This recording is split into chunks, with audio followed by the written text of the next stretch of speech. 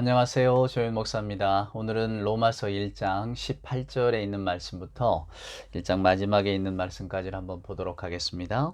18절 말씀입니다. 하나님의 진노가 불의로 진리를 막는 사람들의 모든 경건하지 않음과 불의에 대하여 하늘로부터 나타나나니 이는 하나님을 알만한 것이 그들 속에 보임이라. 하나님께서 이를 그들에게 보이셨느니라. 창세로부터 그의 보이지 아니하는 것들 곧 그의 영원하신 능력과 신성이 그가 만드신 만물에 분명히 보여 알려졌나니 그러므로 그들이 핑계하지 못할지니라. 하나님을 알되 하나님을 영화롭게도 아니하며 감사하지도 아니하며 오히려 그 생각이 허망하여지며 미련한 마음이 어두워졌나니 스스로 지혜 있다 하나 어리석게 되어 썩어지지 아니하는 하나님의 영광을 썩어질 사람과 새와 짐승과 기어다니는 동물 모양의 우상으로 바꾸었느니라. 아멘. 예. 바울은 이렇게 이야기합니다. 하나님의 진노가 불의로 진리를 막는 사람들의 모든 경건하지 않음과 불의에 대하여 하늘로부터 나타나나니 이는 하나님을 알만한 것이 그들 속에 보임이라. 여러분, 이제 바울이 로마서를 이렇게 써서 로마 교인들에게 보낼 때에는 그 로마 안에 있는 사람들의 생각, 또 그들이 섬기는 어떤 신앙의 형태들과 반드시 기독교가 충돌하지 되지 않겠습니까? 그러니까 바울이 아테네에 가서 복음을 전할 때에도 역시 동일한 어떤 그런 그 문제점에 직면을 했지만 이미 사람들의 마음에 어떤 생각과 관념이 사로잡고 자리 잡고 있는 겁니다. 근데 거기에 대해서 우리 기독교를 변증해야 되기 때문에 어쩌면 그 절박성이 있죠. 그리고 그 절박성은 반드시 뭘로 나타나냐면 그들이 믿고 있는 신앙의 형태가 왜 잘못되었는가를 지적하면서 그것과 비교하며 나타납니다. 오늘 사도 바울은 이렇게 이야기합니다. 로마 문명의 특징이 뭡니까? 불의라고 말입니다. 하나님의 진노가 불의로 진리를 막는 사람들의 모든 경건하지 않음과 불의에 대하여 하늘로부터 나타난다. 사도 바울이 말한 이 불의라고 하는 건 뭘까요? 그 이하를 이렇게 쭉 읽어보면 하나님을 알되 21절에 보면 하나님을 영화롭게도 아니하고 감사하지도 아니하고 오히려 그 생각이 허망하여지며 미련한 마음이 어두워졌고 스스로 지혜 있다 하나 어리석게 되어서 썩어지지 아니하는 하나님의 영광을 썩어질 사람, 새, 기어다니는 우상으로 다 바꾸었다. 지금 이렇게 이야기를 합니다. 그러니까 사도 바울이 말하는 로마 사람들의 생각은 그들은 무언가 신을 섬기고 있습니다. 신을 섬기고 있지만 그 신이라고 하는 것이 하나님이 아닌 다른 거라는 거죠. 바울이 예를 드는 경우는 그렇잖아요.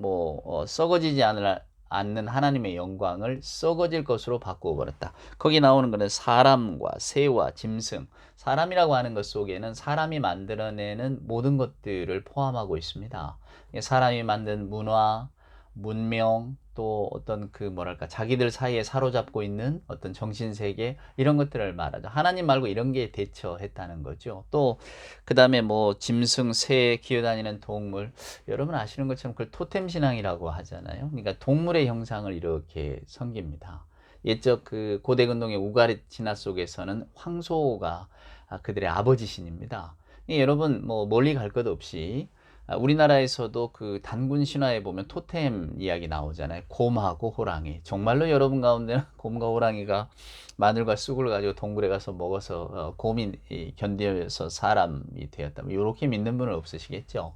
그래서 이제 어떤 분들은 그게 아마 곰을 조상으로 섬기는 부족과 호랑이를 섬기는 토템 신앙으로 가지고 있는 어떤 부족들 사이에 다툼이 있었는데 그중에 곰 신앙을 가진 분들이 이겼을 것이다. 그래서 그들에 대한 어떤 그 조상신에 대한 이야기가 이렇게 내려온 거다. 이렇게 보는 분도 있습니다. 이게 중요한 건 뭐냐면 그 당시 사람들의 생각 속에는 뭔가 우리보다 강력하고 또 힘이 센 그런 것들의 형상들을 빌어서 그 힘을 빌어오는 신앙을 갖고 있었다는 겁니다. 그러니까 고대 우가리 신화의 황소라든가 또 여러분 잘 아시는 그 이집트도 역시 소를 섬겼잖아요. 그래서 여로보암이 단과 베델에 황금 송아지를 만들어 놓잖아요. 소는 예나 지금이나 힘이 센 동물의 대명사니까.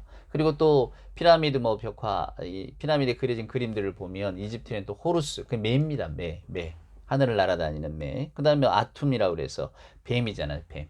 또 아비누스, 들개. 로마도 원래 그 늑대의 자식으로 쌍둥이가 태어났다 이렇게 말하지 않습니까? 늑대도 섬기고 또 로마의 공식적인 문장은 독수리였잖아요. 독수리. 그들의 힘을 빌려서 이렇게 쓰게 되는 겁니다. 특별히 그 요즘도 씁니다만 우리 군의관들 이렇게 표장을 보면 왜 저 이쪽에 제가 군목했잖아요. 여기 이렇게 군의관 식별하는 이런 일종의 뭐랄까 마크를 보면 거기 뱀이 그려졌거든요. 여기 아스클레피오스라고 하는 의학의 신입니다. 지금도 여러분 그 병원에 가보면 그 뱀 휘장이 있어요. 다. 뱀이 뭘 상징하느냐면 흑빛 무독사인데 이렇게 그 껍질을 벗잖아요. 그러니까 불사. 그러니까 의학에 딱 맞는 거죠. 아, 병을 고치는 사람, 죽지 않게 하는 사람. 옛적에는 뱀을 섬겼단 말입니다. 바울이 그 이야기를 하고 있는 거예요. 로마도 만신전이잖아요. 신들이 많고. 그러니까 사람들의 생각 속에 무언가 섬기기는 섬겨야 되겠는데 그들이 섬기는 신이 누구냐? 하나님이 아니라 다른 종류의 신이었다는 겁니다. 근데 그들이 집중했던 그 신의 내용을 이렇게 보면 다 풍요하고 연관이 돼 있어요. 다산하고 연관이 돼 있고. 그러니까 인간의 욕망이 극대화된 거죠. 바울이 볼 때에는 결국은 사라져 버릴 것들 아닙니까, 여러분? 다 없어질 것들이잖아요. 인간이 세워놓은 제도도 마찬가지입니다. 우리 인간이 만들어 놓은 어떤 결과물들도 다 사라져 버릴 겁니다. 여러분 여기에서 신앙과 신앙, 생각과 생각이 충돌하는 겁니다. 오늘 사도 바울은 무슨 이야기를 하느냐면 자, 옛적 사람들 또 특별히 로마 문명도 다 여기에 빠져 있는 사람들입니다. 그래서 이들은 이것을 즐거워했습니다. 여기에 대해서 하나님의 진노와 불의가 나타나게 됩니다. 라고 하는 겁니다. 그러니까 사도 바울은 무슨 이야기를 하느냐면 아까 우리가 본 것처럼 20절에 본 것처럼 창세로부터 그의 보이지 아니하는 것들 곧 그의 영원하신 능력과 신성이 그가 만드신 만물에 분명히 보여졌나니 그러므로 그들이 핑계하지 못할지니라. 바울은 말합니다. 누구나 다 천지 만물을 바라보고 또 이렇게 세계 질서를 바라보면 창조주가 계시다는 사실을 부정할 수는 없습니다. 근데 사람들은 그것을 부정하고 예스 어떻게 합니까? 하나님을 인식할 수 있는데도 불구하고 생각이 허황하고 어리석은 마음에 빠져서 엉뚱한 길로 갔다 하는 겁니다. 그래서 그들에게 하나님의 진노가 불의를 진리로 믿는 사람들에게 하나님의 진노가 하늘로부터 내릴 이유가 있다라고 하는 거죠. 사도 바울이 지금 이야기하고 있는 것은 창조와 하나님의 계시에 관한 겁니다. 사람들은 분명히 이 양자 위에 서 있다는 거예요. 그런데 어떤 것을 택하느냐에 따라서 그들의 삶이 달라졌다는 겁니다. 근데 여러분 24절을 보면 그러므로 하나님께서 그들을 마음의 정욕대로 더러움에 내버려 두사. 또 26절 한번 보실래요? 이 때문에 하나님께서 그들을 부끄러운 욕심에 내버려 두사. 28절에 보면 또한 그들이 마음에 하나님 두기를 싫어하며 하나님께서 그들을 그 상실한 마음대로 내버려 두사. 파라도켄이라고 하는 헬라어 단어가 3번 연속 등장합니다. 바울이 볼 때에 인간에게 주시는 하나님의 진노는 뭐냐면 내버려 두시는 거예요. 그걸 그대로 믿게 하시는 겁니다. 바울은 이렇게 생각합니다. 악이라고 하는 것은 그 자체로 그것을 파괴한다고 말입니다. 사도 바울이 볼 때 로마 사람들의 생각이 왜 허황되어졌느냐? 그들이 그 마음에 하나님 두기를 싫어하고 자기들이 원하고 자기들이 기뻐하는 것을 찾아갔다는 겁니다. 이제 우리가 28절 이후로 쭉 보면 모든 불의, 추악, 탐욕, 악이 가득하고 시기, 살인, 분쟁, 사기, 악독. 또 26절에 보면 그들이 여자들도 순리대로 쓸 것을 받고 영리로 쓰고 남자들도 순리대로 여자 쓰기를 버리고 서로를 향하여 음욕이 불릴 듯하며 막 이런 이야기를 합니다. 그러니까 모든 성적인 타락이라든가 아니면 여기 말하는 것처럼 불의와 추악과 탐욕, 악이 또 비방하는 자, 우매한 자, 배약하는 자, 무정한 자, 이 모든 정말로 이 인간의 악행에 대한 모든 이야기가 다 나오는데 그것의 근본적인 출발점은 뭐냐면 그들이 그 마음에 하나님 두기를 싫어해서 자기들이 원하는 길로 갔다는 겁니다. 근데 하나님의 놀라운 징벌은 뭐냐면 내버려 두셨다는 거예요. 내버려 두셨다. 그냥 그대로 두셨다. 그것이 그들에게 가장 큰 징벌이었다라고 하는 거예요. 사도 바울이 바라볼 때 하나님의 심판은 먼 훗날에 오는 게 아닙니다. 어느 날 문득 소돔과 고모라처럼 하늘에서 유황이 떨어지고 지진이 나고 이것이 하나님의 심판이 아니라 지금 하나님의 심판은 여전히 이루어지고 있다는 겁니다. 그 하나님의 심판의 증거가 뭡니까? 내버려 두사요. 여러분 참 무서운 말이에요. 오늘날에도 우리들의 주변에는 하나님을 모르고 하나님을 무시하고 또한 하나님 없이도 세상을 살 수 있다고 하는 사람들이 여러분 얼마나 많이 있습니까? 실제로 뭐 비교 대상은 아닙니다만 예를 들어 리차드 도킨스라고 하는 과학자, 뭐 영국 인본주의자 협회의 대표라고 하죠. 그가 돈을 들여서 광고를 했습니다. 아마도 신은 없을 것이다. 그러니 마음대로 걱정 말고 인생을 즐기면 된다. 예, 그래서 또 스페인의 또 어떤 신학자들은 아니다, 예수 안에서 즐겨야 된다, 또 이런 광고도 냈다지요. 일찍이 도스토옙스키가 이런 말을 한 적이 있습니다. 까라마조프의 형제들이라고 하는 그의 소설에서 만약에 하나님이 없다고 사람들이 생각하고 확신하기만 한다면 사람들이 못할 일은 없을 거야 라고 말합니다. 예, 아버지를 죽이려고, 아버지를 죽이고 싶은 마음을 표출하지 못하는, 그 까라마조프의 형제들에 나오는 그 주인공 스멜자코프죠. 스멜자코프에게 둘째인 이반이 속삭이는 소리입니다. 신은 없어. 너 원하는 대로 해도 돼. 예, 그래서 결국 스멜자코프가 아버지를 죽이거든요. 예, 뭐 그런 장면이 나옵니다. 그때에 했던 도스토옙스키의 유명한 대사가 이겁니다. 아마 사람들이 신이 없다고 확신하기만 한다면 사람들이 못할 건 없을 거야. 바울의 진단입니다. 중요한 건 바울은 이렇게 말합니다. 하나님께서 내버려 두셨다고. 아까 제가 리차드 도킨스 잠깐 이야기를 했습니다만은 내버려 두십니다. 하나님은 신이 없다. 그러니까 우리 마음대로 살아도 된다. 즐겨도 된다. 좋다. 우리가 생각할 때는 하나님의 어떤 불의의 심판이 왜 저런 사람을 안 잡아가나 이렇게 생각하기 쉽지만은 오늘 사도 바울은 파라도켄, 하나님께서 내버려 두신다고 하는 겁니다. 그러니까 오늘날 우리를 주변에 둘러싸고 있는 이 모든 우리가 바라보게 될 때에 원치 않은 것, 즐겁지 않은 것, 우리가 볼 때에 마음에 걸림이 있는 것, 이게 예적 2000년 전에도 똑같거든요. 여러분 사도 바울이 복음을 전하기 전에도 헬라와 로마의 사람들의 생각을 딱 사로잡고 있던 거는, 크게 사로잡고 있는 건 일종의 스토아주의. 여러분 학창시절에 스토아학파 많이 배우셨잖아요. 이게 철저한 금욕주의거든요. 인간이 누릴 수 있는 쾌락을 좀 이렇게 뭐랄까요, 제어하고 살자는 거예요. 여러분 왜냐하면 로마가 정복국가 아닙니까? 그냥 부족한 게 있으면 싸움으로 전쟁을 통해서 뺏고 확장하고, 얼마나 사람들이 불안했겠어요. 이 불안의 근거 속에는 폭력이라든가 무력, 힘에 대한 공포가 있는 겁니다. 근데 필요하면 가서 뺏어버리면 되는 거니까 뭐 선하게 살자는 게 아니잖아요. 정복이라고 하는 의미 자체가 주는 그 큰 틀이 결국은 힘의 세계 아닙니까? 사람들이 얼마나 무서웠겠어요. 힘이 세계가 어쩐 뭐랄까, 힘의 논리가 지배한다는 것은 여러분, 뭐든 마음대로 자기 마음이 내키는 대로 한다는 겁니다. 이게 오늘 사도 바울이 진단한 모든 이 불의의 종류들 말입니다. 결국은 사람이 다 자기 뜻대로, 자기 욕망대로 하는 거거든요. 자기 욕망대로 하는 사회 속에 여러분 무엇이 나타나겠습니까? 결국은 불의 아닙니까?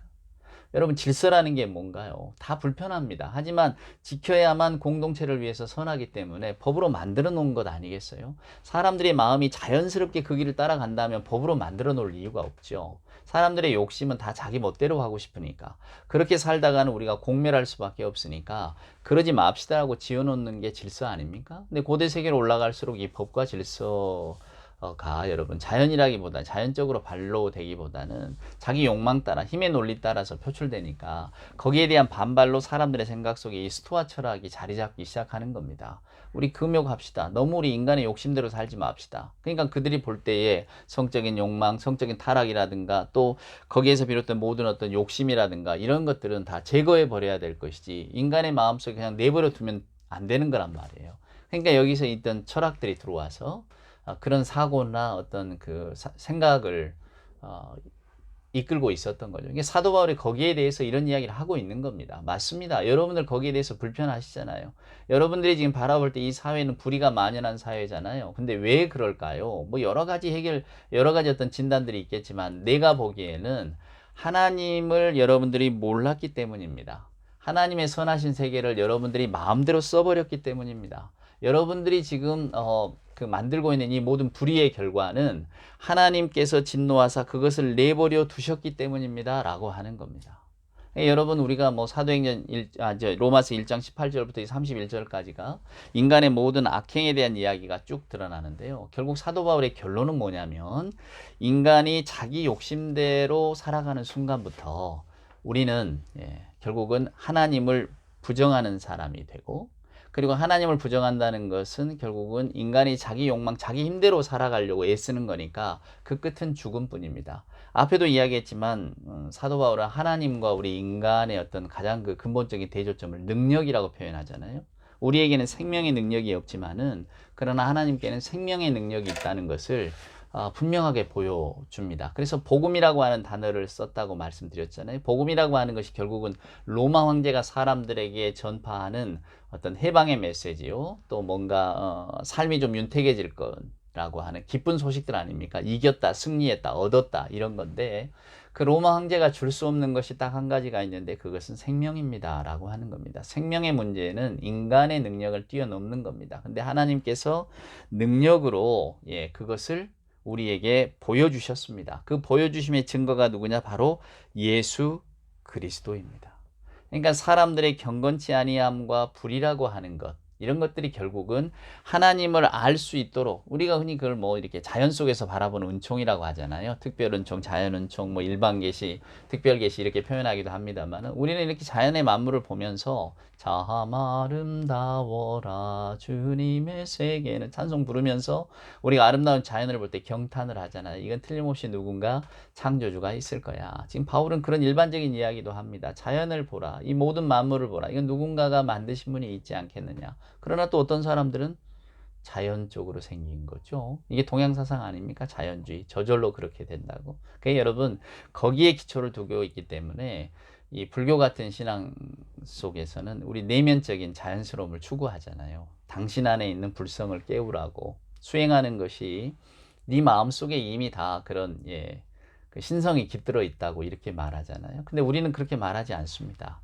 우리에게 어떻게 인간에게 신성이 있습니까? 우리는 오직 그리스도를 의지할 뿐이죠. 그러니까 만약에 여러분들도 아니 나는 그냥 자연신론이 좀 마음에 들어. 어쩐지 그냥 불교적인 가르침이 좋아. 우리 내면에 어떤 그 신성이 깃들어 있다는 게 참 좋아. 이렇게 생각하시면은 그냥 그 길을 이렇게 선택해서 가시면 됩니다. 그러나 우리는 예수가 좋기 때문에 예수 안에서 우리들의 연약함과 예수 안에서 우리들의 어떤 그 하나님에 대한 진노를 다 피할 수 있다고 생각하기 때문에 우리는 예수를 믿는 분들 아닙니까?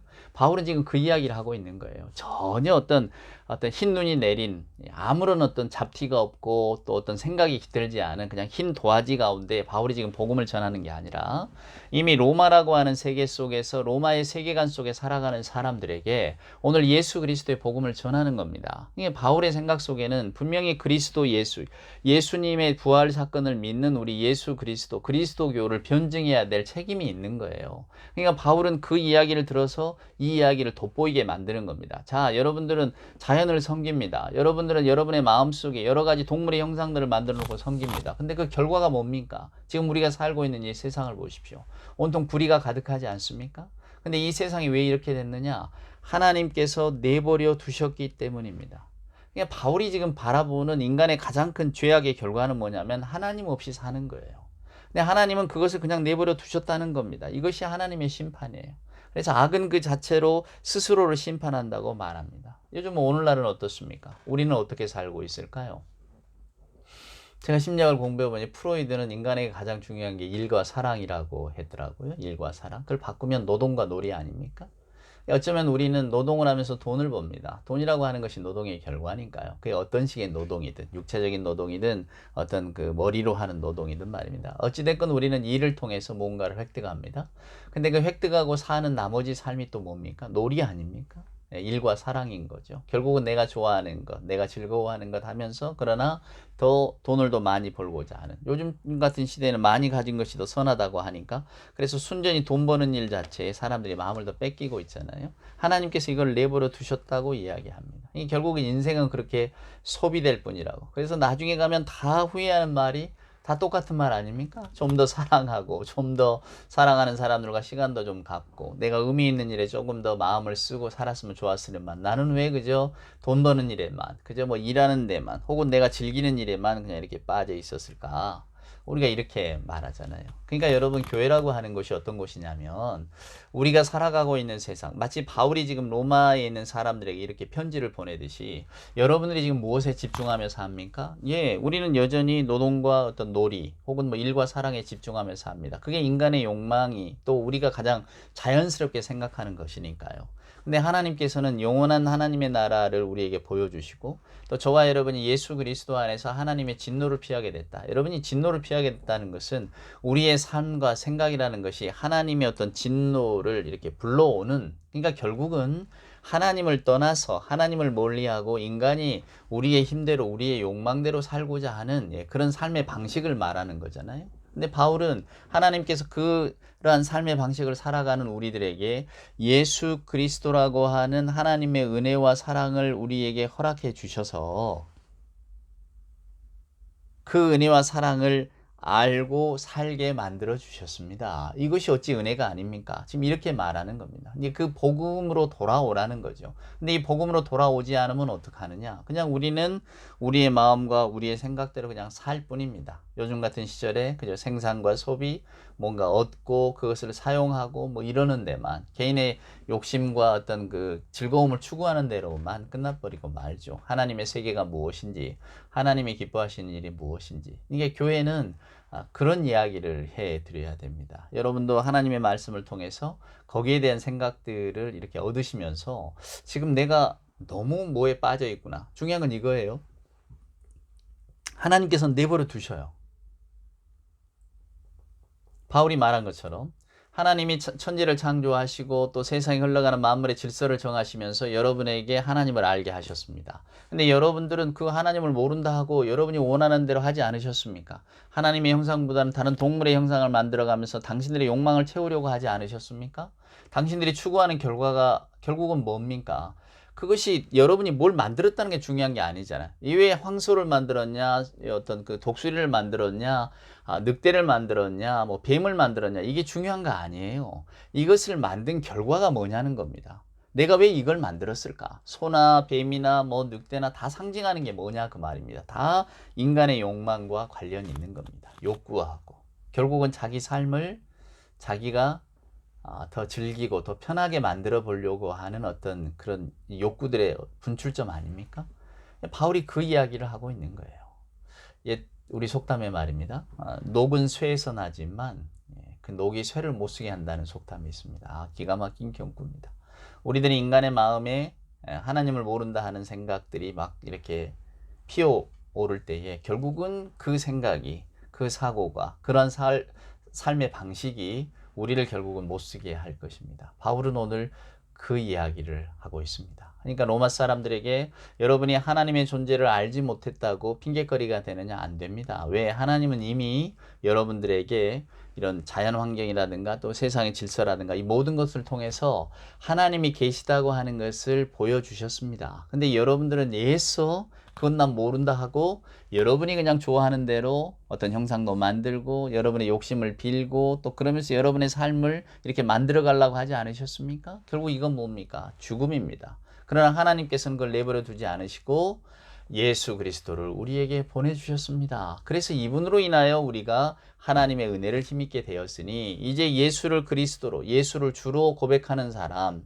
예수를 주로 모시고 살겠다고 약속하는 사람에게 하나님의 은총이 열려 있습니다. 지금 그 복음을 전하려고 하는 거거든요. 그래서 여러분 2장 1절을 열어보면 이제는 로마 사람들이 아니라 유대인에 대한 이야기가 또 나옵니다. 그러니까 로마 사람들은 예수 하나님께서 알 수 있는 어떤 증거들을 보여주셨지만은 나는 모른다 하고 그냥 엉뚱한 길을 갔다면 유대인들은 하나님께서 당신을 계시하셨음에도 불구하고 예수 모르겠다고 딴 길을 간 사람들입니다. 그러니까 사도 바울의 복음의 논점이 뭡니까? 유대인이든 로마인이든 즉 유대인이든 헬라인이든 고대 근동에 사는 그 어떤 사람들이건 이제는 새로운 복음, 새로운 은혜가 필요한 시절이 왔습니다. 그분이 바로 예수 그리스도고 나는 그분을 전하려고 합니다. 라고 하는 이야기를 계속해서 전개해 나가고 있는 겁니다. 이 장의 말씀은 다음 시간에 함께 나누도록 하겠습니다.